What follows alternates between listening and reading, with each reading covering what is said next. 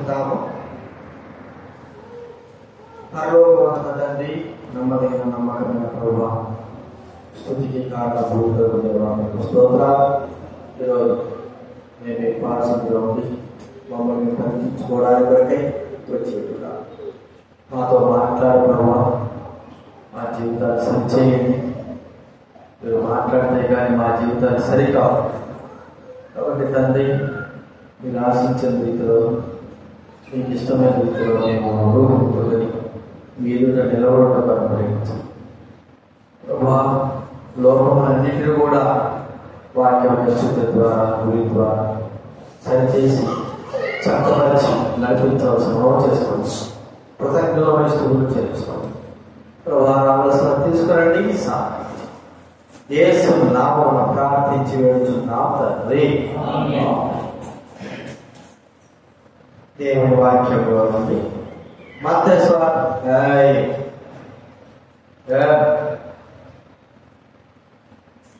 26వ అధ్యాయం 26 నుంచి 30 వచనాల వరకు మార్చవలసిందా దేవుని గ్రంథంలో ఉంది. మత్తయి బైబిల్ వెనక నుంచి 27 వెనక్కిలో కొత్త నిబంధనలో 27. మత్తయి సువార్త 26వ అధ్యాయం 26 నుంచి 30 వచనాల వరకు మార్చి చదువుతాం. వారు భోజనం చేయుచుండగా యేసు ఒక రొట్టెను పట్టుకొని దాన్ని ఆశీర్వదించి విరిచి తన శిష్యులకు ఇచ్చి, మీరు తీసుకొని తినుడి, ఇది నా శరీరం అని చెప్పాను.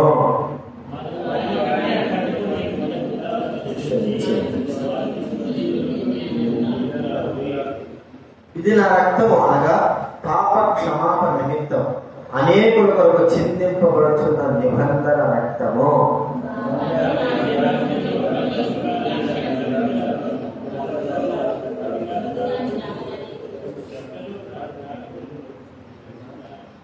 అంతటా వారు కీర్తన పాడే వరకు. అలాగే మత్తయి సువార్త 23వ అధ్యాయం 23వ అధ్యాయంలో 13వ వచనం మాత్రం ఒక లైన్ చదువుకున్నాను. 23వ అధ్యాయం 13వ వచనం. మత్తయి సువార్త 23వ అధ్యాయం 13వ వచనం. అయ్యో వేషధారులైన శాస్త్ర పరిచయులారా. ఇక్కడ చాలా వరకు 15వ వచనంలో కానీ, 16వ వచనంలో కానీ, 23వ వచనంలో కానీ, 25, 27 వచనాలు, 29 వచనాలు, ఈ వచనాలన్నింటిలో కూడా మరి అయ్యో అని రాయబడి గత వారంలో అంతకుముందు వారము శాస్త్రులైన పరిచయుల వారి గురించి మనం చూస్తూ వచ్చాం. అయ్యో అంటే అర్థం మన బాధ. మరి అయ్యో పాపం అని మనం అంటా ఉంటాం. కింద పడిన వారు కానీ, లేకపోతే ఏదైనా సభలో ఉన్నవారు కానీ, ఏదైతే యాక్సిడెంట్ అయిన వారు కానీ, లేకపోతే దారి పోతున్నటువంటి పిల్లలు కింద పడిపోయినప్పుడు కానీ అయ్యో అని పదం వాడతాం. అంటే ఏమో జరిగింది, వారి విషయంలో ఏమో జరిగిందని మరి మనం గుర్తిస్తాం. ఇక్కడ యేసుక్రీస్తు వారు శాస్త్రులైన వారు, మరి పరిచయులైన వారు, సద్దులైన వారితో చెబుతున్న మాట ఏంటంటే, అయ్యో పరిచయుల, శాస్త్రుల, సద్దులైన, మరి మీరు ఇలా ఉన్నారు, మీరు జీవితంలో మరి అన్నీ తెలుసుకుంటున్నారు, కానీ మీరు మీ అంతకు మీరే నశించిపోతుంటున్నారు అని చెప్పబడిన మాట మనకు తెలుసు. దినాలు మనం చూస్తూ వచ్చాం. అయ్యో మార్గదర్శకుల బుద్ధి వారాల, అంతులైన వారాల. మరి దేవుని వాక్యం నెరవేర్చలేని వారు చెబుతున్నారే కానీ మీరు చేయలేని వారు అంటున్నాడు. ఇంకా ఎన్నెన్నో మాటలు ప్రభు ఇక్కడ వేషధారుల అని కూడా మాట్లాడుతున్నాడు. వేషధారు అంటే మరి వారి జీవితంలో ప్రజలంత మరి బాగానే ఉన్నాం అనుకున్నారు, కానీ ప్రభు దేవుడి వారి జీవితంలో ఎలా ఉందంటే నశించే స్థితి కలిగిన వారుగా ఉంటున్నారు అని మనకి ఇక్కడ కనబడతా. కాబట్టి గంధనాల్లో కొన్ని విషయాలు చూస్తూ వచ్చారు. ఈ దినాల్లో కొన్ని మాటలు చూద్దాం. చూడండి, మత్తయి సువార్త 3వ అధ్యాయం. మనం పరీక్షించుకుని ఇలా మనం ఉన్నామా, మన జీవితాలు ఉన్నాయా అని 23వ అధ్యాయం 27వ వచనం చదవండి ఎవరైనా. మత్తయి సువార్త 23:27. అయ్యో వేషధారులైన శాస్త్రులారా,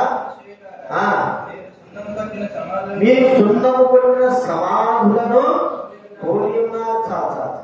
సున్నం కొట్టిన సమాధులు ఎవరి గురించి అంటారండి? పరిచయం వారి గురించి, శాస్త్రం గురించి. సున్నం కొట్టిన సమాధులకి ప్రతి సంవత్సరం ఎప్పుడు పోతారు మనం? ఇక్కడ అలవాటు కదా, సమాధులు పోయి సున్నం కొట్టుకోవడము, పూలు పెట్టి రావడము. చాలా అసలు పోకూడదు, అసలు పోకూడదు. విశ్వాసం లేని వారి ఆడిపోకూడదు, సమాధులు పోకూడదు. మనకు అవసరం లేదు. మనం ఏం చేస్తాము? కరెక్ట్ సమయానికి ఎప్పుడు దిగొట్టేది సమాధం లేదు కాబట్టి ఏదో డేట్ ఉంటానే. క్రిస్టియన్స్ ఎప్పుడు పడతారా? సమాధి గడిపేది ఎప్పుడు?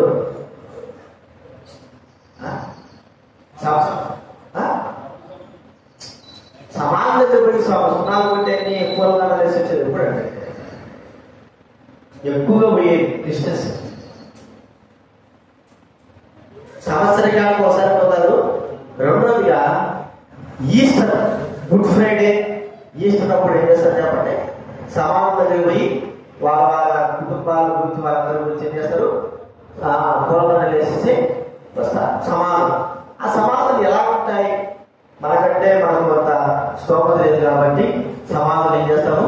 ఏదో ఒక పంట బాధేసి వదిలిపెడతారు. కొంతమంది స్తోమత ఉన్న వారు ఏం చేస్తారు? మంచిగా కట్టిస్తారు, పారాయిగా కట్టిస్తారు. ఇంకా స్తోమత ఉన్న వారు ఏం చేస్తారు? ఆ సమాధిని ఒక దేవాలయం లాగా లేదా ఒక ఇల్లు లాగా చేసేస్తారు కదా. ఇంకా అట్లాగా సమాధులు ఎలా ఉన్నాయి? ఆ సమాధుల నుంచి కూడా మనం చూస్తే ఫారెన్ దేశాలు కానీ లేకపోతే ఎరుసల దేశాలు కానీ ఆ సమాధులు కూడా ఒక స్టేజ్ ఉంటాయి. ఏంటి? రాజుల సమాధులని, ఇంకా మంచి మంచి ఉన్నత స్థాయిలో ఉన్న వారి సమాధులు ఉంటాయి. ఆ సమాధులకు వెళ్ళినప్పుడు మరి ఇది దావీదు మహారాజు సమాధి, అబ్రహాము సమాధి, లేకపోతే యెషయా సమాధి, మోషే సమాధి, ఇలాగనే ఉంటాయి. మోషే సమాధి తెలియదే. కాబట్టి ఈ సమాధులు ఏం చూపిస్తాయి? ఎవరు సమాధి అయినా కానీ ఏం చూపిస్తారంటే, సున్నం కొట్టిన సమాధి అనేది ఏం చూస్తుందంటే పై రూపానికి అలా ఉంది, కానీ లోపల ఏముందని చెప్పబడుతుంది అక్కడ మాట చూడండి. అదే మత్తయి సువార్త 23 లోపల శృంగారముగా అవపడును గాని లోపల చచ్చిన వారి ఎముకలతోనో సమస్త కల్మషముతోనో నిండి ఉన్నది. చచ్చిన వారి ఎముకలతో సమస్త కల్మషముతో నిండి ఉన్నటువంటి సమాధి. అది ఆ సమాధిని ఎవరికి పోలుస్తున్నాడంటే శాస్త్రులకి, పరిచయులకి పోలుస్తా ఉన్నాడు. అంటే బయటికి మాత్రం కనబడి మంచిగా శృంగారంగా అందంగా కట్టుకున్న సమాధులు ఉన్నాయి, కానీ ఎంత మనమైనా ఆలోచించండి. ఎంత సమాధి కట్టినా, ఎంత బాగా చేసినా కానీ రాత్రి పూట మనం పడుకుంటావా? రాత్రి పూట పడుకుంటావా? మంచిగా చేసుకుంటాం, మన తాత సమాధులు, ఆ తాత సమాధులు అన్ని చేస్తాం, కానీ అక్కడే నివసించడానికి మనం ఎంత మాత్రం ఇష్టపడం. దాన్ని ఎంత కట్టినా కూడా అది ఒక చచ్చిపోయిన సమాధిని మనము గుర్తు చేసుకుంటాం. ఎందుకంటే చచ్చిపోయిన దగ్గర కొంతమంది ఆలోచనలు, ఇక్కడ తిన్నా దాంతో ఏం అవసరం, ఇక్కడ వినకోకుండా అందుకే సైతాన్ పనిచేసే మొదలుపెట్టాడు. మొదలుపెట్టాలి. కాబట్టి చచ్చిపోయిన శవాలతో, కుళ్ళిపోయిన ఎముకలతో అది ఉంటుంది. ఇది మన జీవితం ఎలా ఉందో ఒక్కసారి మనం గుర్తుంటున్నాం. అంటే మాట చెప్పుకోవాలంటే పాత సామెత ఒకటి ఉండాలి, పైన పడాలను లోపల. అంటే అర్థం ఏంటి? పైకేమో బాగానే ఉన్నాడు కానీ ఆయన లోన చూస్తే తెలిసింది కదా అంతా. ఆయన పడాల బాగా ఉన్నాడు, ఇంత బాగున్నాడు, అంత బాగున్నాడే అంటున్నాడంటే లోపల ఏం లేదు, అంత లోపలే ఏ జీవితం అంతా కూడా అలాంటిదే. ఏమి లేని స్థితి, ఎముకలతో, కులి పరిస్థితితో. అయ్యో వాళ్ళనుకుంటున్నాను శాస్త్ర పరిశీలి మేము అంత బాగున్నాం, అట్లున్నాం ఇట్లున్నాం అంటే యేసుప్రభువు వారి జీవితాన్ని ఒక దెబ్బలో కొట్టేస్తున్నాడు. ఏమిటంటే మీరు ఎలాంటి సమాధి అంటే సున్నం కొట్టిన సమాధులు అంటాడు. రెండోది ఏమిటంటే మీరు కనబడని సమాధులు. చూడండి లూకాసు 11 44 చదవడా. లూకాసు వార్త 11:44. అయ్యో మీరు కనబడని సమాధుల వలె ఉన్నారు. కనబడని సమాధులు అంటే కొన్ని సమాధులు కనబడవు. ఇది కూడా ఒకవేళ ఈ ప్రాంతం అంటే మనం చూసుకుంటే ఈ ప్రాంతం ఎట్లుంటుందంటే సమాధులు కూర్చిపెట్టేటచ్చు. పాత దినాల్లో 300 సంవత్సరాల కిందట ఏమన్నా ఇక్కడ సమాధులు ఉంటాయేమో, కానీ మనం నడుస్తూనే ఉంటాం. కానీ ఆ నడిచేటువంటి ఆ యొక్క స్థలం ఎట్లుంటుంది, సమాధిలో ఇది సమాధిగా అనేటువంటి తలంపు రాకోకుండా కూర్చిపెట్టబడినట్టుగా ఉంటారు. ప్రియమైన వారి జీవితాలు ఎలాగ ఉన్నాయి? మన జీవితాలు కనబడని సమాధుల్లా ఉన్నామా? సున్నం కొట్టిన మరి అన్ని బాగా అలంకరించినటువంటి దానిలాగే ఉన్నావు, కానీ అది సమాధితో సమానం. ఎముకలు, కులిపోయిన శరీరం, మరి ఆ అవశేషాలు అది ఎట్లా ఉందంటే మంచిగా ఉంది కదా, పాలిశ్రాలతో కట్టాం కదా, మంచి. ఇప్పుడు మనం చూస్తా ఉంటే తాజ్మహల్ ఉంది అనుకోండి. తాజ్మహల్ ఎంత విలువ కలిగినది, ఎంత విలువ మన కట్టలేము, అంత గొప్ప విలువ కలిగినటువంటి తాజ్మహల్. కానీ ఏ ప్రదేశానికి ఆ తాజ్మహల్ అంటే ఏంటది? అది ఒక ఇల్ల, సమాధి అది కదా.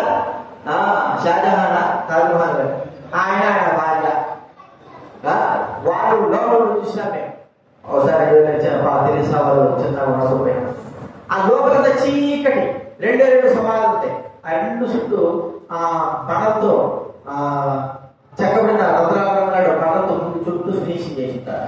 లోపల అసలు లైట్లే ఉండవు. లోపల పైన తిప్పుతూ ఉండవు. ఏంద్రా ఇంత ప్రజలు వస్తున్నారు, ఎందుకు వస్తున్నారు ఏంద్రా అంటే అది సమాధి. మనకేమో వింతల్లో ఒక పెద్ద వింత, వింతే కానీ ఆ వింత ఏంటది? సమాధి అనే వింత. అంటే అర్థం ఏమిటి? ఇది కూడా మనం ఆలోచించవచ్చు. మనం కూడా పెద్ద వింతలాగే కనపడతా ఉంటాం కదంటే, కానీ మన దగ్గరకు వచ్చేది చూస్తుంది ఏమిటి? సమాధి. జీవితం ఎలాగా సమాధితో ఉందా? ఎముకలతో సున్నం కొట్టి ఏదో పైపైకి మాత్రం ఉన్నాము, కానీ మనందరము సమాధి కలిగిన వారుగా, అంటే మరి పూడ్చిపెట్టినటువంటి శవములతో ఉన్న సమాధితో ఉంటున్నాం. ఇది ఒక మాట మనం చెప్పుకోవాలంటే జీవము లేని స్థితి కలిగిన వారంగా ఉన్నాం. జీవము లేదు కదండి. మన సమాధిలో ఏముంది? జీవం. అంటే ఆ సమాధి లోపల చచ్చిపోయి ఉంటున్నామా? మన క్రియల ద్వారా, మన తలంపుల ద్వారా, మన నడిచే ప్రవర్తన ద్వారా ఎలా ఉంటే పైకి మాత్రమే బాగున్నాము, కానీ లోపల చచ్చిన స్థితి కలిగిన వారంగా ఉంటున్నాం. ఆ చచ్చిన స్థితి ఆ యొక్క శరీరము ఎముకలతో, వాసనతో కులిపోయిన స్థితిలో ఉంటున్నది. ఇదే మన జీవితంలో మనం గుర్తించాలి. ఏదైనా నేను ఎలాగా ఉంటున్నా? మన జీవితం చచ్చినటువంటి ఎముకలతో ఉన్నటువంటి సమాధి కలిగిన అందరికీ కనబడేటట్లుగా ఉంటున్నా. మనం పరీక్షించుకున్నా, ప్రభువా నేను మనుషులు చూస్తే నేను అంటున్నా అంటే బాగానే ఉన్నాను, కానీ వాస్తవానికి నా జీవితం ఏమిటి?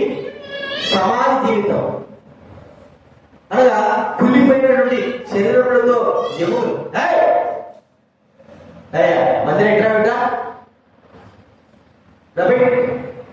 లేదా అప్లై పట్టుకో చేస్తారు. సండే స్కూల్ లేకపోతే కాబట్టి కుళ్ళిపోయిన శవాలతో మన జీవితాలు ఉంటున్నాయి. పై బాగానే ఉన్నాం, బండలు వేసుకుంటున్నాం. ఆ శవముల యొక్క జీవితం అంటే అర్థం ఏమిటంటే మన ప్రవర్తన జీవితం, మన యొక్క నడవడిక జీవితం ఎలా ఉందంటే వాసనతో కుళ్ళిపోయిన శరీరములతో మరి అసహించుకునే స్థితిలో ఉంటున్నట్టుగా మన జీవితాలు ఉంటున్నాయి. కొంతమంది జీవితాలు ఎలా ఉంటాయంటే మరి దగ్గర కూడా వెళ్ళలేనటువంటి స్థితి కలిగిన వారుగా ఉంటారు. దగ్గర కూడా వెళ్ళలేరు అంటే వారి జీవితము పైకి ఏదో వాసన కాదు, కానీ వారి ప్రవర్తన జీవితం అంత దరిద్రంగా, అంత స్థితి కలిగిన వారుగా ఉంటారు. ఇతనాల్లో మనం అలా ఉన్నామా? పరిచయం శాస్త్రులు పైకి బట్టలు వేసుకొని రక్షక రేఖలు పెట్టుకొని పైకి ప్రజల మధ్య ఉన్నారు. కానీ యేసు ప్రభువు అంటున్నాడు, మీరు కనబడని సమాధులు రా.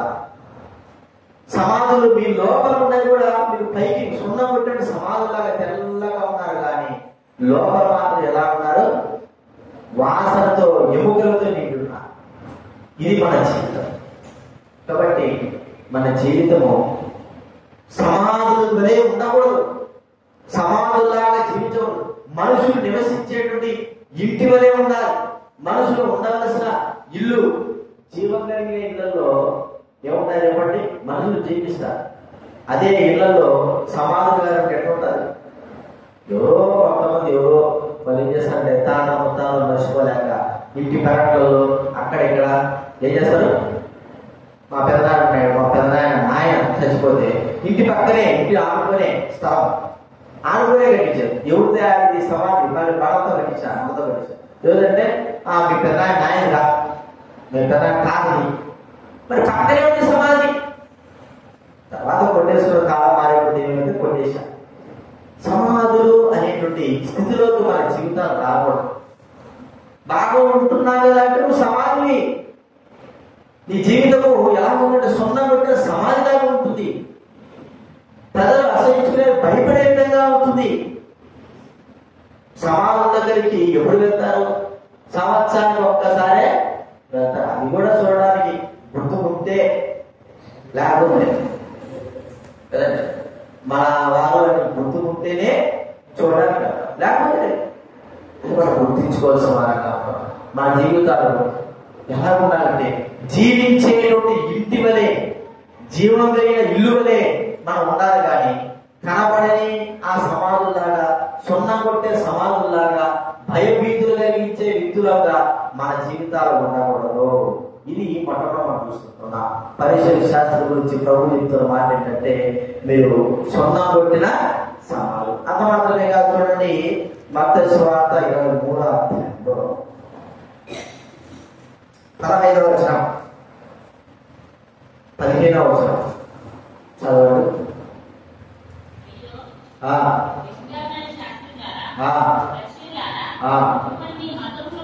ఒకటిని మీ మతములో కలుపుకొనుటకు మీరు సముద్రమును భూమిని చుట్టివచ్చారు. అతడు కలిసినప్పుడు అతనిని మీకంటే రెండంతలు నరకపాత్రుడిగా చేయదు. చూడండి ఏమంటాడా? నరకపాత్రుడు అంటే నరక కుమారుడిగా. మీరే ఒక దుర్మార్గుడు. మీలో కలుపుకోవడానికి కూడా ఎవరైనా సరే కలుపుకోవాలనుకుంటే ఏం చేస్తారంట? మీరు లోకమంతా చుట్టేస్తారు. చుట్టొచ్చిన తర్వాత ఇక్కడ మాటది సముద్రాన్ని భూమిని చుట్టొచ్చి, అంటే అన్ని అక్కడ పోయి ఇక్కడ బయట చేసి వచ్చి మీలో కలుపుకోవడానికి కొరకై ఎవడైతే ఉన్నాడో వాడిని మీకంటే రెండంతలుగా నరకపాత్రులుగా చేస్తారంటే దుర్మార్గులుగా చేస్తారు. మీరే ఒక దుర్మార్గుడు. మిమ్మల్ని ఆశ్రయించిన వాడు, మిమ్మల్ని నమ్ముకున్నవాడు, మిమ్మల్ని అనుసరించేవాడు, మీతో పాటు ఉండాలనుకున్నవాడు ఏం చేస్తారంట? ఇంకా దుర్మార్గుడు కదా. రౌడీ షేటర్స్ ఉంటారు కదా, రౌడీ షేటర్స్. ఈ రౌడీ షేటర్స్ దగ్గర ఒక కొంతమంది అసిస్టెంట్స్ ఉంటారు. రౌడీ షేటరే దుర్మార్గుడు అయితే వాటికి మించి రౌడీ ఉంటాడు. అంటే ప్రేమ, దయ, దాక్షిణ్యాలు ఏం లేవు. చంపడాలే, నరకపాత్రుడుగా చేయబడమే. వాడు నరకపాత్రుడుగా ఉంటాడు, వాడు అనుసరించిన వారు కూడా నరకపాత్రుడుగా. ఈ శాస్త్రుడు పరీక్షలు ఎలాంటి వారిని ప్రోత్సహిస్తున్నాడంటే నరకపాత్రుడు అంటే నరకానికి వెళ్ళిన కుమారులే నరకపాత్రులుగా ఉన్నారని బైబిల్ శ్రమిస్తా ఉంది. కాబట్టి గుర్తించుకుందా మన జీవితంలో మనం ఎలా ఉన్నా, మనం అనుసరించాలనుకున్న వారు ఎలా ఉన్నారు. మనమే దుర్మార్గులుగా ఉంటే మనం అనుసరించే వారు ఎలా ఉంటారు? ఇంకా దుర్మార్గులు. అంటే మనమే ప్రేమ కలిగిన వారంగా ఉంటే మనం అనుసరించే వారు కూడా, మనమే తగ్గింపు కలిగిన వారంగా ఉంటే, మనమే నీతి కలిగిన వారంగా ఉంటే, మనమే ప్రేమకు మరి ఇష్టపూర్వకంగా జీవించే వారమై ఉంటే మనం అనుసరించే వారు కూడా అదే మార్గంలో నడుస్తారు. కాబట్టి ప్రియమైన వారు నీవు నేను ఎలాంటి వారుగా ఉంటున్నా? నేను ఇతరులను అనుసరిస్తానండి, మంచిదే. ఎవరు అనుసరిస్తుంటున్నా? పరిశీలి శాస్త్రుడు ఎలాంటి వారు? ఒక దినాన మనము అనుసరించినంత వరకు అనుసరించాలి. తర్వాత మన తరమైన వారు కూడా మనం కూడా అనుసరించాల్సిన స్థితి వస్తుంది. మనం ఇతరులను అనుసరించడమే కాదు. చూడండి, భక్సింగ్ గారు దేవుని అనుసరించి వచ్చాడు. ఆయన యోగం ఇచ్చాడు. ఆయన అనుసరించిన పెద్దలైన వారు కూడా ఉన్నారు. వాళ్ళని అనుసరించి భక్సింగ్ గారిని అనుసరించి ఏం చేశారు? వాళ్ళు కూడా చెప్పారు. వాళ్ళ తర్వాత తరమైన మనం కూడా ఏం చేస్తున్నాం? వాళ్ళని అనుసరించాలి. అంటే మన తర్వాత తరం కూడా మనం అనుసరించేటువంటి ఒక తరం అనేది వస్తుంది. వారికి మనం ఎలాంటి మార్గం చూపిస్తాము, ఎలాగ మనం వారిని సరైన మార్గం నడిపిస్తాము. మనం నడుచుంటే సరైన మార్గంలో, ప్రేమ కలిగిన మార్గంలో, సత్యం కలిగిన మార్గంలో, జీవం కలిగిన మార్గంలో, దేవుని వాక్యానుసారమైన మార్గంలో మనం నడుచుంటే మన తరమైన వారు ఏం చేస్తారు చెప్పండి? వారు కూడా నడుస్తారు. మనం నడవకపోతే ఈ దినాల్లో గత 5 సంవత్సరాల కిందట మరి ప్రస్తుత సొసైటీ వచ్చింది. మనకందరూ బాగా తెలుసు. ఆ దినాల్లో గొడవలు భయంకరంగా మామూలుగా ఆయా సంఘాలను చూస్తూ వచ్చాను. తండ్రులతో పాటు పిల్లలు, చిన్న పిల్లలు తండ్రులతో పాటు, వారితో పాటు పిల్లలు ఎవరొస్తులైన వారు కూడా మరి భయంకరమైన స్థితి కలిగిన వారుగా వస్తూ వచ్చారు. ఏమిటి అంటే తల్లిదండ్రులు అలాంటి మార్గంలో ఉన్నారు కాబట్టి వారిని అనుసరించేటి వారు, పిల్లలైన వారు కూడా అదే మార్గం ఉన్నారు. ఇప్పుడు కొద్దిగా దేవుడి ద్వారా తగ్గి అసలుకే తగ్గిపోయింది. 90% తగ్గినట్టే. కాబట్టి బైబిల్లో చెప్పబడుతుంది ఏమిటంటే మనం అనుసరించే తరం ఒకటి వస్తుంది. అయితే ఆ తరానికి ముంగుర్తుగా మనం ఎలాగ నడుస్తాం? మనం ఇతరులను అనుసరించాం. ఒకవేళ అనుసరించలేకపోయినామే అనుకో, మనం ఎవరిని అనుసరించలేదు. కానీ మనల్ని అనుసరించే తరము, మన బిడ్డలు కానీ మనం అనుసరించే వారు కొంతమంది ఉంటారు. వారికి మనం ఏ మార్గం చూపిస్తుంటున్నాం? ఎలాంటి మార్గం? మనమే దుర్మార్గమైన మార్గంలో నడిచిన వారైతే మనం అనుసరించే వారు మనకు మించిన వారుగా ఉంటారు. అందుకే ఇక్కడ చెప్పబడిన మాట ఏంటంటే, ఎవడైనా సరే మీరు వారిని మీ మతంలో కలుపుకోవాలంటే ముందు మీరు ఏం చేస్తారు? దేశాల సముద్రాన్ని చుట్టొచ్చి తర్వాత మీరు ఏం చేస్తారు అని కలుపుకుంటారు. కలుపుకొని ఏం చేస్తారు? మీకు మించిన నరక పాత్రులుగా వారిని చేస్తారు. మన పిల్లలైన వారిని, మనం అనుసరించాలనుకున్న వారిని, మనమే మార్గదర్శకులుగా ఉన్నా అని తెలుసుకున్నవారు, మనం అనుసరించే మన తరానికి మా మార్గము, మన యొక్క నడవడిక, మన కాలు ఎటువైపు వెళ్తా ఎలా చూపిస్తున్నా? అందుకే అందులైన మార్గదర్శకులు అంటారు. మనమే అందులంగా మొల్లల్లో రప్పల్లో వెళ్తే మనం అనుసరించేటువంటి ఆ వెనకున్నటువంటి తరమైన వాళ్ళు కూడా మొల్లల్లో రాళ్ళల్లో ఏం చేస్తారు? నడుస్తారు. ఈ దినాల్లో మన జీవితం ఎలా ఉందో ఒకసారి గుర్తుంచుకుందాం. శాస్త్రమైన పరిశీలన మీ మతంలో కలుపుకోవడానికి మిమ్మల్ని అనుసరించాలని కోరుకున్న వారిని మీకు మించిన వారుగా, దుర్మార్గులుగా, దుష్టులుగా, పాపాత్ములుగా చేస్తున్నారు, నరక పాత్రులుగా చేసుకుంటున్నారు. మీకు మించిన వారుగా చేసుకుంటున్నారు. బైబిల్ గ్రంథమే కాదు కానీ బయట మనం ఆలోచిస్తే నరక పాత్రులుగా అంటే గురువుకు మించిన శిష్యులు అన్నట్టుగా ఎవరైనా రౌడీ శిష్యులు కానీ ఎవరైనా మోసగాడు కానీ ఉంటే వానికి మించిన వాడు కావాలి. అంతేనా? దొంగనుకో మనతో పాటు దొంగలు ఉంటారు. గజదం ఉన్నాడు అనుకో, వాడు గజదం కావాలంటే వాడు అనుసరించే వాళ్ళు ఏం చేయాలా? వాడిని మించిన హత్య చేశాడు అనుకో, హత్య చేశాడు, ఒకటో రెండు చంపాడు, వాడిని అనుసరించే వాళ్ళు ఉంటారు. కొంతమంది వీడియో ఉంటాడు, నా బాస్ ఒక హత్య చేశాడు, 2 హత్యలు చేశాడు, ఫేమస్ అయిపోయినాడు, నేనేం చేయాలి? నా జీవితంలో నా బాస్ మించిన హత్య నేనేం చేయాలా? చేయాలి. ఆయన 2 చేస్తే నేను 4 చేయాలి. అప్పలేదండి. నరక పాత్రను అనుసరించే వ్యక్తులు అది మనకు అంటే మనం అనుసరించి మన దైవబిడ్డలైన వారన్నా మనము, దైవికమైనటువంటి జీవితం కలిగిన వారన్నా మనము మనం అనుసరించే వారు ఉంటున్నారని గుర్తించుకోవాలి. ఎలాంటి యొక్క మార్గమును చూపిస్తామో, ఎలాగ మనం ప్రవర్తిస్తామో అదే మన తరాలైన వారు మన తర్వాత వాళ్ళు వస్తారు. మనం నడిచే మార్గంలోనే వస్తారు. మనము దైవిక సంబంధమైన మార్గం నడిస్తే వారు దైవిక సంబంధమైన మార్గంలోకి వస్తారు. లేకపోతే వారు కూడా ఏమవుతారు? ఏమవుతారు? మనం నడిచిన మార్గమే వాళ్ళు కూడా మనం చెప్పుకోవాలంటే మన పిల్లలు మనం ఏ మార్గం నడుస్తామో పిల్లలు కూడా అదే మార్గంలో సాధ్యత నడుస్తారు. లేకపోతే మన దుర్మార్గం ఉంటే వాళ్ళు కూడా దుర్మార్గంగానే అవుతారు. అది మనం గుర్తించుకోవాలి. ఇది రెండోది మనం చూసుకుంటున్నాం. మూడోది మనం చూస్తామంటే వీళ్ళు ఎలాంటి వారంటే వాక్యమును మార్చేవారు. అయ్యో చూడడం మాటది 23వ అధ్యాయం 3వ వచనం మత్తయి సువార్త 23:3.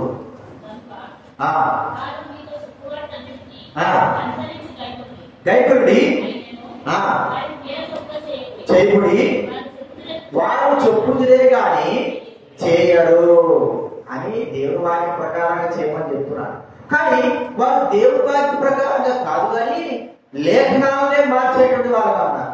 ఏం చేస్తారంటే వాళ్ళు లేఖనాలే అంటే దేవుడి వాక్య బొమ్మ ఉంటే వారు ఇష్టం వచ్చినట్టు కూడా చేస్తారు. ఇప్పుడు చూడండి మన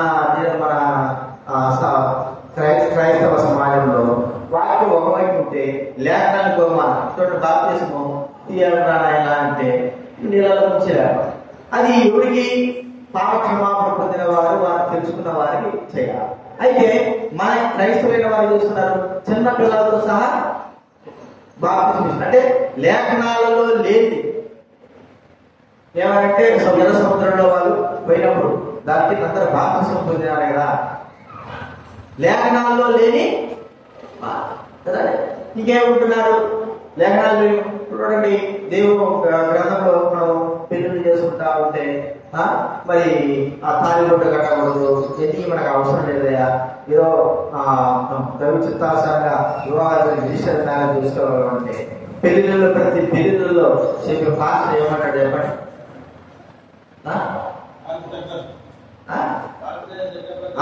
అది అసలే మాట. భారతదేశ చట్టం ప్రకారం ఇదే మాట అందరూ జరిగితే భారతదేశ చట్టం ప్రకారంగా హిందువుల సాంప్రదాయ ప్రకారంగా ఈ 3 ముళ్ళు వేస్తున్నాడు. అసలు దేవుడు ఎవరు చేసేదంటే ఎవరు? పరిసర శాస్త్రులే, ఎవరో కాదు, ఇల్లు రాడు, చేసేవాడే భారతీయ చట్ట ప్రకారంగా అంటే చేసేది వల్ల పసుపు పెట్టిస్తాడు, చేస్తాడు, పసుపు బియ్యం కూడా తెప్పిస్తాడు, చల్లడానికి అన్ని చేసిస్తాడు. చేసి మరి భారతదేశ చట్టం ప్రకారంగా అంటే దేవుడి వాక్యం వ్యతిరేకంగా మళ్ళీ ఏమంటాడు? 3 పేటల తాడు త్వరగా దిగిపోదు కదా అంటాడు. 3 పేటలు కదా ఇది 3 పేటల తాడు. ఈ చాలా మంది మాట్లాడతారు 3 పేటల తాడు దైవ గ్రంథంలో ఉంది. 3 పేటల తాడు దేవుడి వాక్యాన్ని కనిపించాడు. అందుకే దైవ వాక్యంలో మాట్లాడారు. చూడండి మత్తయి సువార్త 15వ అధ్యాయం 15వ అధ్యాయం 6వ వచనం ఒకటి చదవండి. 15 అధ్యాయం 1 నుంచి చదవండి. ఆ సమయంలో యెరూషలేము శాస్త్రుడు పరిశీలన వచ్చి వారిందు నిమిత్తం పెద్దల పారంపర్యాచారము అతిక్రమించుతున్నారని అడిగిరి.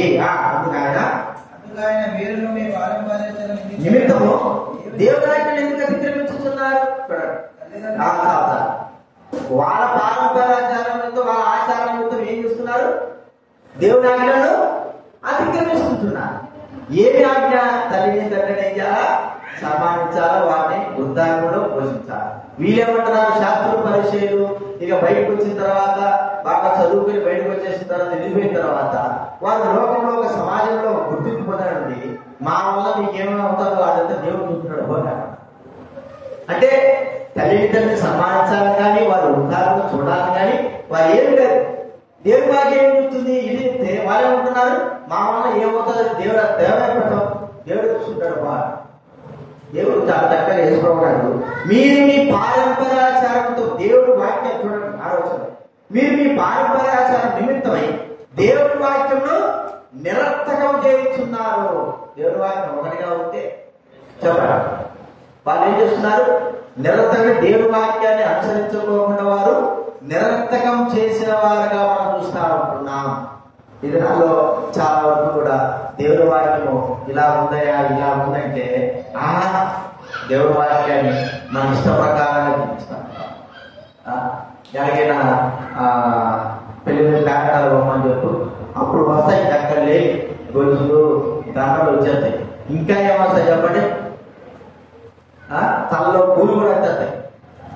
అన్ని ఇప్పుడు ఏమనంటే ఏం లేదన్నా, అది ఎన్ని వద్దు మనకు వద్దండి, కరెక్ట్ సమయానికి అవి వస్తాయి.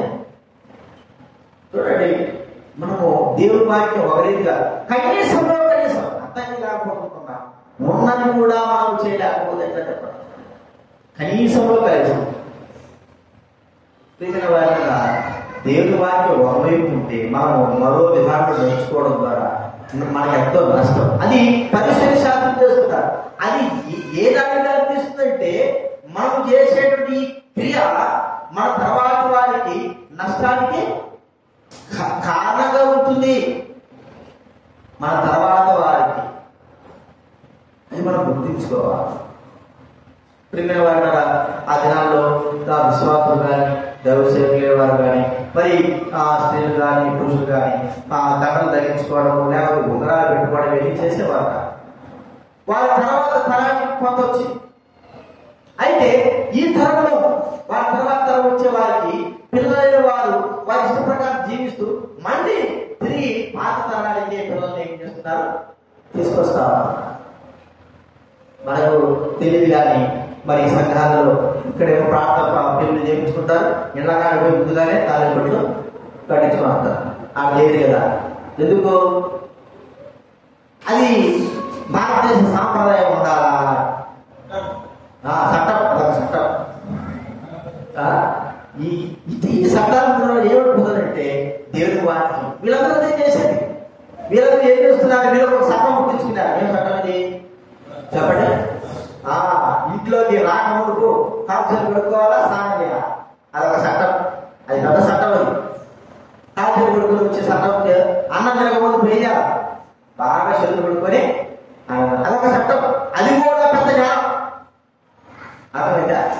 చెల్లు కొడుకొని మామూలుగా ఏదో కరెక్ట్, కానీ అదొక పెద్ద జ్ఞానంగా భావించి అయితే యేసు ప్రభువున్నాడు, మరి నాయన ఇది పెద్ద జ్ఞానం అనుకుంటున్నారు. అసలు చేసే జ్ఞానం ఏంటి? మీరు దేవుని వాక్యాన్ని మీరు ఏం చేస్తున్నారు? నిరంతరం చేసేస్తున్నారు. దేవుని వాక్యం ఇలా ఉంటే మీరు వేరే విధంగా ఉంటున్నారు. కాబట్టి చేతులు కడుక్కొని మరి భోజనాలు చేయడము, మరి ఇంట్లో ప్రవేశించడము, స్నానాలు చేయడం, సంతలో వెళ్ళిన తర్వాత నీళ్ళు చల్లుకోవడం కూడా ఇది పెద్ద పనేం కాదు. ఇదంతా మీ అంతా మీరు సృష్టించుకున్నది,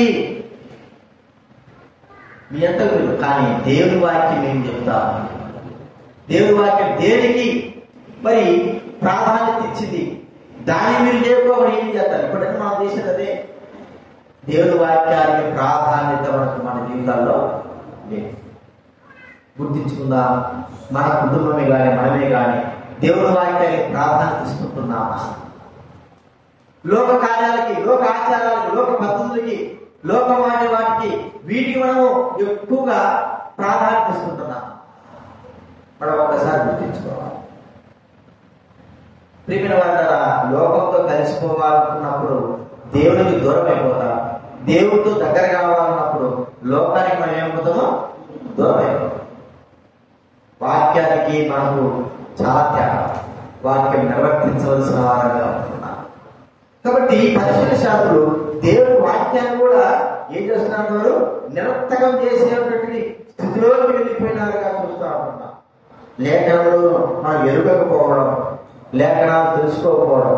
అందుకే దేవుని వాక్యం ఏం చెప్తున్నామో చదవండి చదవండి. దేవుని వాక్యం ఏమో ఆ దినాల్లో బస్సుగా మరి 1938-40 దినాల్లో దేవుని వాక్యాన్ని విలువలో తీసుకొచ్చాడు. అంతవరకు గుడ్డివారుగా మరి పాస్టర్లు కానీ బిషప్లు కానీ వీళ్ళందరూ చెప్పింది వేదంగా మరి ఉంటూ వచ్చింది. అంత ఆచారాల ప్రకారం జరుగుతూ వచ్చింది. ఎప్పుడైతే దేవుని వాక్యం విలువలోకి వచ్చిందో అప్పుడు నిజముగా వారి హృదయాల్లో ఏం కలిగినంటే జీవం కలిగి మరి ఇలా ఉంటే మనట జీవిస్తున్నాం, లోక ప్రకారంగా జీవిస్తున్నాం. ఉండేది వాక్యం ఒకవైపు ఒక మాట ఉంటే మన జీవితం ఎట్టుంది? లోక ప్రకారం. అందుకే మనకు మూల ప్రాధాన్యం ఏంటంటే సంఘాల్లో దేవుని వాక్యము. దేవుని వాక్యానికి విరుద్ధంగా నీవు కానీ నేను కానీ ఏమీ పరిస్థితారు. మరి పాటలు వదులుకొని, నడిపి వదులుకొని, ప్రార్థనలు అన్ని కూడా దైవ వాక్యానుసారంగానే ప్రార్థన కూడికలు, మరి సంఘ ప్రార్థనలు, బైబిల్ షెడ్యూల్ కావచ్చు, ఆదివారం ఆరాధన క్రమం కావచ్చు, ఇవన్నీ కూడా ఎలా ఉన్నాయి? దేవుడి వాక్యమే, వేరేది లేదు. దేవుడి వాక్య ప్రకారంగానే కలిగి ఉన్నాయి. మీరు చదివితే మొదటి వాక్యం చదివితే వాక్యం యొక్క క్రమాలు కూడా అలాగే మనకు చెప్పబడతారు. అంటే వాక్యానికి విరుద్ధంగా మనం ఏం కూడా చెయ్యకూడదు అని మనము గుర్తించుకోవాలి. కాబట్టి మనం అందుకే బాప్తిజం తీసుకున్నాం. మురుగు చెప్పేది లోకానికి దూరం అయిపోయినావా, లోక కార్యాలు దూరం అయిపోయినాయా అంటే దూరమైన అప్పుడు వరకే, తర్వాత అన్ని కూడా మనకు చేరువైపోతాయి. అప్పుడు మాత్రమే తీసేసుకున్నామంటే తీసేసుకున్నాం. ఒకసారి అంటే ఒక వ్యక్తి బాప్తిజం తీసుకుంటా ఉంటే ముంచి లేపేలే కదా ఆ జోబిలో చుట్ట బయటకు వచ్చింది. చుట్ట బయటకు ఏది నువ్వు బాప్తిజం తీసుకుంటే చుట్ట బయటకు వచ్చిందంటే అవునా ఈ రోజు చుట్ట కూడా పోయింది, అది కూడా కొట్టుకోబోయి ఆయన సొట్ట ఉద్యోగం పెట్టుకొచ్చినాడు, ముంచి లేకపోయినా సొట్ట బయటకు వచ్చింది. ఏది నువ్వు ఇది మరి వేసుకోవడం ఏంటి అంటే ఈరోజు చదువులు కొట్టుకోవాలి, మన సొట్ట కూడా కొట్టుకోవాలి. నిజంగా కొట్టుకోపోయేది లేదు. ఇది మనం మన జీవితంలో మార్పు, వాక్య ప్రకారమైన మార్పు. అలాగా లేని వారు అన్నిటికీ వారు తమ జీవితంలో ఎంత నష్టాన్ని కలగజేస్తారు అది మనం గుర్తుంచుకోవాలి. ఇది మూడవ చూసుకుంటున్నాం. నాలుగోది ఒక మాట చూద్దాము. చూడండి, లూకాసు వార్త 23వ అధ్యాయం 23, 24. లూకాసు వార్త 23వ అధ్యాయం 23, 24 చదవండి. అయితే వారు వారికే పట్టుగా పెద్ద కేకలు వేసి 23వ అధ్యాయం 23వ వచనం. 23వ అధ్యాయం క్షమించాలి. మత్తయి సువార్త 23:23. మత్తయి సువార్త 23:23. అయ్యో వేషధారుల శాస్త్రులారా, పరిసయ్యులారా, మీరు పుదీనాలోను, సోపులోను, జీలకర్రలోను 10వ వంతు చెల్లించి ధర్మశాస్త్రంలో ప్రధానమైన విషయం అనగా న్యాయమును, కనికరమును, విశ్వాసం విడిచిపెట్టింది. వాటిని మానక వీటిని చేయవలసి ఉండెను. ఏమంటాడు?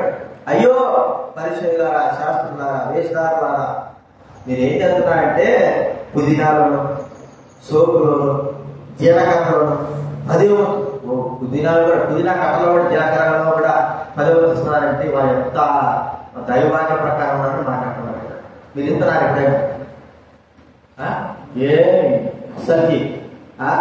అసలు మీకు కూరగాయలు కొనుక్కున్నప్పుడు దశమాలు ఇస్తారా? అసలు దేవక కూరగాయలు కొన్నప్పుడు దశమాలు ఇస్తారా?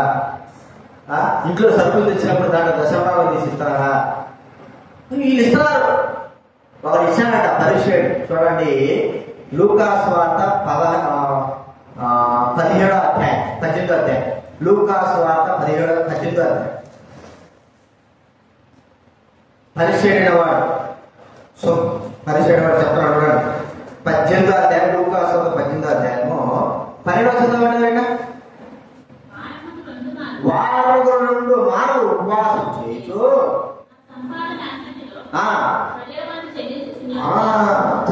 నా సంపాదన అంతా ఏం చేస్తాడంట? పరిచయం. వారానికి 2 సార్లు ఉపవాసం చేస్తాడు.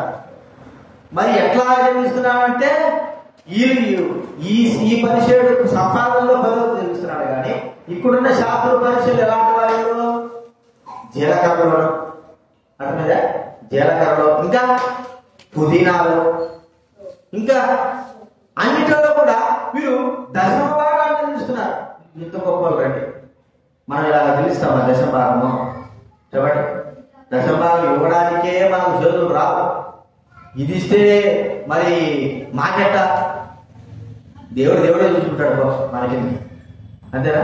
దశమ భాగం కూడా ఇవ్వలేనటువంటి స్థితి కలిగిన వారు. అయితే వీళ్ళు ఎట్లాంటి వారు? పరిశుద్ధ శాస్త్రం ఇస్తున్నారు, కానీ వీరు ఏం చేయలేకపోతున్నారంటే చెప్పండి. ఇక్కడ న్యాయము, కనికరము, విశ్వాసం విడిచిపెట్టినారు. వాటి మానక వీటిని చేయాలి. న్యాయము, కనికరం, విశ్వాసం విడిచిపెట్టేవారుగా ఉంటున్నారు. అంటే రెండు విధాలుగా దేవుడు చెప్పిన భౌతిక సంబంధమైన వాటిని చేస్తున్నారు, కానీ ఆత్మ సంబంధమైన వాటిని వారు ఏం చేస్తున్నారు? విడిచిపెట్టేవారుగా ఉన్నారు. మనం ఏం చేస్తున్నాం? భౌతిక సంబంధం లేదు, ఆత్మ సంబంధం లేదు. ఇటు మనం దశభాగం వేయడం లేదు. అలాగైనా సరే దేవుడి వాక్యం న్యాయం, కనికరం ప్రేమిస్తున్నామంటే ఇది కూడా లేకుండా రెండూ లేవు. చూడండి మన జీవితం ఎట్లా ఉందో ఒకసారి మనం గుర్తించుకొని మనం పరీక్షించుకోవాలి. ప్రేమైన వాళ్ళ రెండూ చేయడం ద్వారా ఏదైనా మన రూపాయి పిల్లకి రెండు వైపులా మరి ఆ అచ్చులు ఉంటే దానికి విలువ ఉంటుంది. ఒకవైపు అచ్చు ఉంటే దానికి ఏం కూడా విలువ ఉండదు. మరి పరిశుద్ధ శాస్త్రం ఏం చేస్తున్నారు? జీలకర్రలను అన్ని పదవా అది కూడా ఎట్లాగా వారు దేవుడి మందిరంలోకి వెళ్ళి మేము చెల్లిస్తున్నాము అని చూపించుకునే విధంగా చేస్తున్నారు. కానీ చేసే పనులన్నీ ఏంటి? పరిమాణ పనులే కదా. దేవుడి వాక్యము, న్యాయము, కనికరము, ప్రేమ, దయ ఏమి లేవు. కానీ పైకి మాత్రమే ప్రజలు చూసే విధంగా దశభాగాలు లేకపోతే జీలకర్రలను మాట్లాడి వీటిలో ఇన్ని ఇవ్వడం అనేది ఉపవాసాలు చేసినట్టుగా. మన బాగా ముస్లిమ్స్ సంవత్సరం ఒకసారి చేసే ఉపవాసాలు ఉంటాయి. వాళ్ళు చేసే ఉపవాసాలు ఎట్లుంటాయి చెప్పండి? మధ్యాహ్నం గంటలు, రెండోదిగా అందరికి కనబడేటట్టుగా కళ్ళకు పైన నల్లగా పూసుకుంటారు. కళ్ళ కింద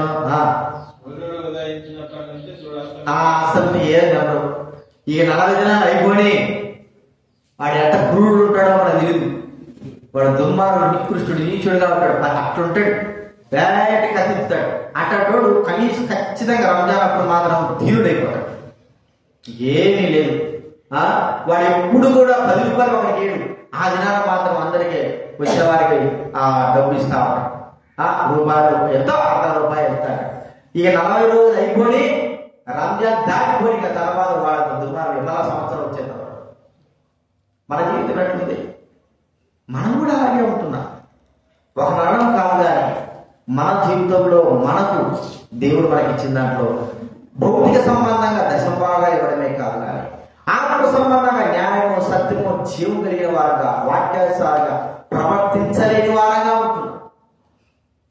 అందుకే అయ్యో శాస్త్రాల పరిచయం దేవుడు దేనికి ప్రాముఖ్యత ఇస్తాడు? చాలా మంది అంటారు ఉంటే మరి దశభాగా ఎందుకంట, మేము సత్యంగా ప్రేమగా నడుచుకుంటున్నాం కదా, ఈ దశభాగా ఎందుకంట అంటే రెండు వైపులా ఉండాలి. అర్థమైందా? ఆత్మ సంబంధంగా ఉండాలి, శరీర సంబంధం భౌతికంగా దేవుడు చెప్పిన మాటలు కూడా మనం చెయ్యాలి. ఈ దినాల్లో మరి దేవుడి సన్నిధికి ఇవ్వకోకుండా నీవు సత్యంగా మరి న్యాయంగా జీవిస్తున్నానంటే దైవ గ్రంథం మా దేశ సంగతి చనిపోయాడు. పేరు ఇది గుర్తులేదు. జమ్మడు ఎంత పిచ్చినారాడు అంటే ప్రపంచంలో పిచ్చినారాడు, పెద్ద పిచ్చినారాడు ఉంది. ఇల్లు కట్టినాడు, మంచి ఉంది, మంచి సేవ పరిచయంలో బాగా చూస్తున్నాడు. సేవకులకు అనుసరిస్తూ బాగా అడుగుతాడు, అన్నీ ఉన్నాయి. ఎవరైనా ఆరోగ్యం బాగాక హాస్పిటల్లో ఉన్నారనుకో పోతాడు, దేవుడు నీకు సాయం చేస్తాడులే అన్నాడు. దేవుడు సాయం చేసే తెలుగు నువ్వు చెప్పాలా మళ్ళా? అర్థమైందా? దేవుడికి సాయం చేస్తే ఒక ₹1 కూడా ఇచ్చేదానికి మనసు రాదు. దేవుడికి సాయం చేస్తాడంటే మంచిగా ఉన్నాయి. పరిచయం ఉంది. ఇక్కడ 2 కిలోమీటర్లు నడుచుకుంటూ వస్తారు దేవుడి మందిరానికి. దేవుడి మందిరంలో ఆ పని చేస్తారు, అన్ని చేస్తారు, కానీ చేయవలసిన కార్యాలు మాత్రం ఏది మనం గుర్తించుకోవాలి. రెండో అవసరమే, ఇటు దైవ సన్నిధిలో దైవ కార్యాలు అవసరమే, దేవుడికి ఇచ్చే దాంట్లో, దశభాగాలు ఇచ్చే దాంట్లో, క్రమమైన పద్ధతులు ఇచ్చే దాంట్లో కూడా అవసరమే. ఒకటే కాదు. ఎవరో చాలా మంది రెండు విధాలు నడిచేవారు అంట. కాబట్టి ఇక్కడ పరిశుద్ధ శాస్త్రం ఎలాంటి స్థితి కలిగిన వారుగా ఉన్నారు అంటే, వారు ఒకవైపు ధర్మశాస్త్ర ప్రకారంగా జీలకర్రలోను, పుదీనాలోను, అన్నిటిలోనూ దశభాగం ఇస్తున్నారు. కానీ దేవుడి వాక్య సంబంధమైనటువంటి దయా, కనికరము, న్యాయము, విశ్వాసము వీటిని అనుసరించలేని వారుగా ఉన్నారు. ఇవి మాత్రం చేస్తారు. ఇది మానవుడి జీవితంలో ఉన్న పరిస్థితి. మన జీవితంలో కూడా ఉందా? ఈ పరిశుద్ధ శాస్త్రం గురించి 4 విధాలు చెప్తున్నాం. ఒకటి, సున్నం కట్టిన సమాధులు, సున్నం కొట్టిన సమాధులు. ఆ సమాధులాగా ఉన్నాం, పైకి మాత్రమే ఉన్నాం, కానీ మనం సమాధులే ఉన్నామా?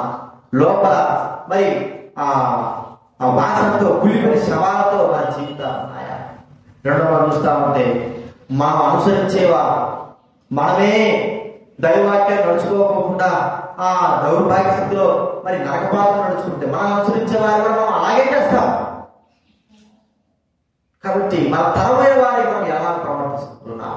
అంత మాత్రం కాదు, వాక్యాన్ని మార్చేవారుగా, వాక్యం ఒక విధంగా ఉంటే మనం మరో విధంగా నడుస్తాం. ఇదే దేవుడి వాక్యం ఇట్లే ఉంటుంది అని మనం ప్రవర్తిస్తాం. అని మనం గుర్తించుకోవాలి. అది చాలా. అంత మాత్రం కాదు, మీరు దశభాగాలు ఇస్తున్నారు, పుదీనాలు, చీరలు ఇస్తున్నారు, కానీ దేవుడు ధర్మశాస్త్రంలో మాటలు, విశ్వాసం, దయ, ప్రేమ ఇవన్నీ మర్చిపోతే ఇవి చేయకూడదు, ఇవి చేస్తున్నారు.